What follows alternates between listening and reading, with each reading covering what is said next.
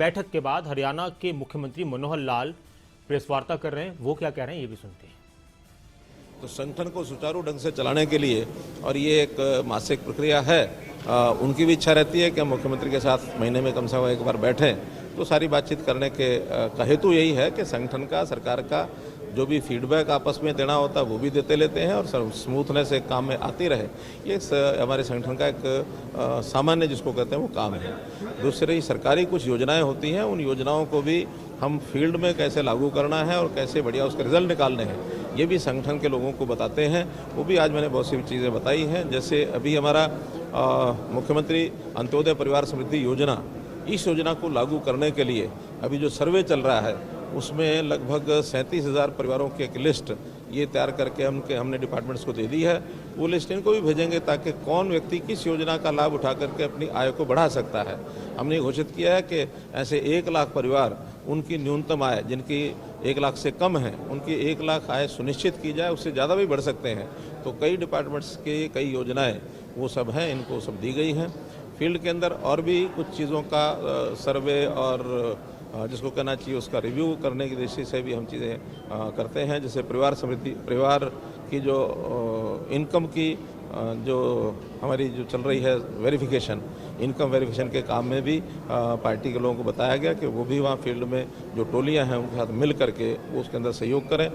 और व्यायामशालाएँ, लगभग 700 व्यायामशालाएँ ऐसी या तो पूरी हो चुकी हैं या निर्माणाधीन हैं। ऐसे 700 व्यायामशालाओं को भी वो लोग जो है वो काम करेंगे। एक प्रोजेक्ट माइक्रो इरिगेशन का है, उस माइक्रो इरिगेशन के प्रोजेक्ट को भी ज़्यादा से ज़्यादा कामयाबी मिले, क्योंकि पानी जितना है उसका प्रबंधन ठीक हो, तभी हम जा कर के अपना जो हमारा टारगेट है कि हर खेत को पानी ये पहुंचाने का हमारा टारगेट है। प्रदेश का एक भी एकड़ ऐसा नहीं बचना चाहिए जिसके अंदर पानी नहीं पहुंचा सके। तो जहां पानी उपलब्ध नहीं है वहां माइक्रो इरिगेशन के माध्यम से सिंचाई होगी तो सबको हम पानी जो है उपलब्ध करा पाएंगे, ऐसा हमारा टारगेट है।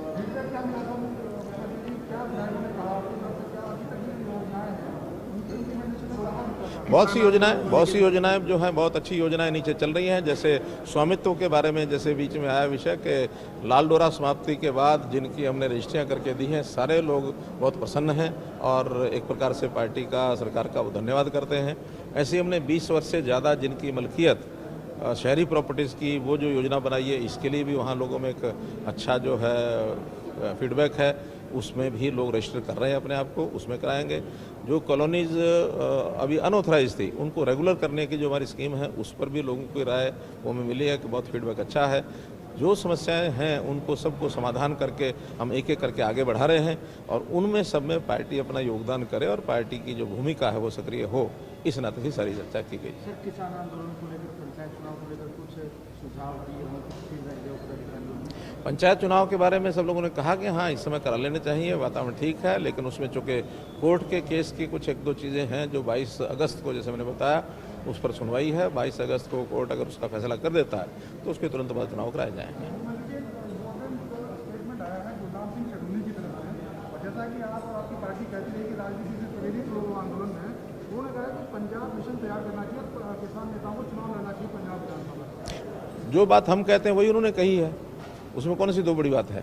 आखिर वो ये कह रहे हैं कि पंजाब के लोगों को चुनाव लड़ना चाहिए, हम भी यही कह रहे हैं कि राजनीति है इसके पीछे, तो राजनीति से प्रेरित हो करके और वो इस अभियान को चलाए हुए हैं, इस आंदोलन को चलाए हुए हैं। इस आंदोलन में किसानों की समस्याओं को लेकर के किसी प्रकार का कोई भी उनका सरोकार नहीं है और किसान तो आज भी इस नए कानून को अच्छा मानता है। आज इस विधायक दल की बैठक में भी कई विधायकों की ओर से विषय आया कि नए कानून यदि लागू होते हैं तो उसमें ये लाभ व्यापारियों को भी और किसानों को भी होने वाले हैं, जिसकी किसान मांग कर रहे हैं। खास करके जैसे मंडी की मार्केट फीस है, मार्केट फीस बाहर जो सामान बिकता है आज पुराने कानून के हिसाब से तो उस पर भी मार्केट फीस लगेगी, लेकिन अगर नए कानून लागू होते हैं तो मंडी से बाहर कोई भी चीज़ बिक्री होती है उसका कोई पूछताछ नहीं होगी, उसका कोई फीस नहीं लगेगी।